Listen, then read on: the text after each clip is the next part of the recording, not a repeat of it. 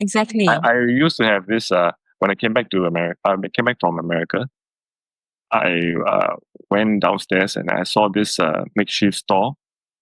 So this guy was trying to sell his service as a foot reflexologist. So I thought, oh, interesting. Why not, right? I mean, it's for relaxation.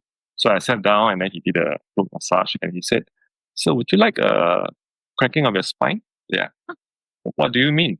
And he said, I can crack your spine. Work on your neck and your back. I said, wow, that's interesting.